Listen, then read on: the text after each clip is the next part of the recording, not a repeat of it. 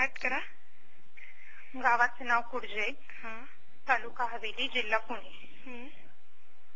मी त्या गावची सरपंच सौभाग्यवती प्रियांका बाळासू पायगुडे. लोकसंख्या मॅडम? माझ्या गावची लोकसंख्या आत्ताच्या जनगणनेनुसार 1200 ते 1500 आहे. आणि माझ्या गावाच्या समस्या. मॅडम जरा जोरात बोलाल का? आवाज नाही येत आहे. हॅलो. हा, लोकसंख्या काय आहे परत सांगा. माझ्या गावची लोकसंख्या आत्ताच्या 2011 जनगणनेनुसार 1200 ते 1500 आहे. अच्छा. नंतर सामाजिक समस्या कोणत्या आहे गावाच्या?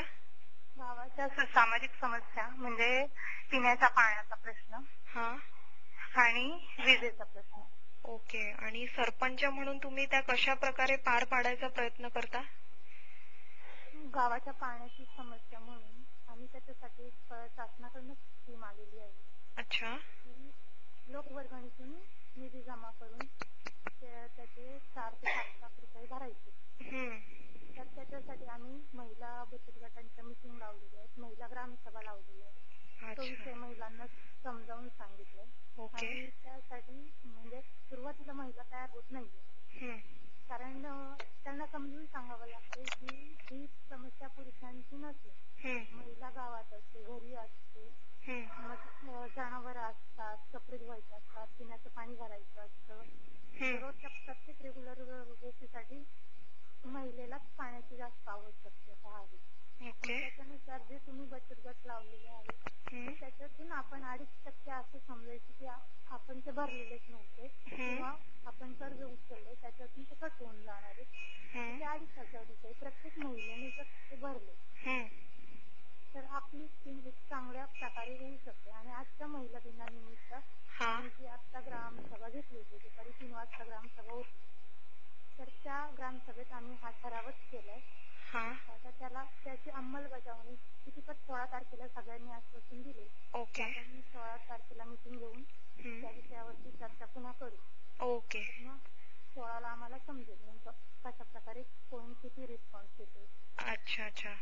आणि मॅडम अशी कोणती एखादी सामाजिक गोष्ट घडली आहे की जी तुम्ही सर्व जगाला सांगू इच्छिता आपल्या आयुष्यात?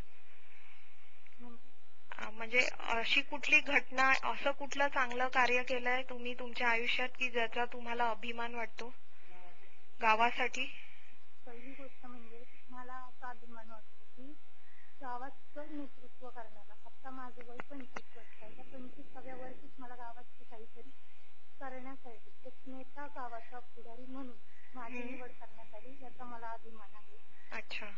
आणि त्याच्यासाठी मी गावातल्या शैक्षणिक ज्या गरजा आहेत तर शाळेच्या मुलांना कॅम्प्युटर रोटरी क्लब वाल्यांनी करून शाळेच्या शिक्षकांच्या मदतीनं 5 कॅम्प्युटर शाळेला उपलब्ध करून दिले. ओके. गावात ग्रंथालय आणलंय. आम्ही आमच्या ग्रामपंचायतीला सुद्धा जे कॅम्प येतात, मोठ्या मोठ्या कॉलेजचे कॅम्प येतात, तर विश्वकर्मा कॉलेज आलेलं तर त्यांच्याकडून 40,000चं कॅम्प्युटर आम्ही आमच्या गावाला मिळवून घेतो.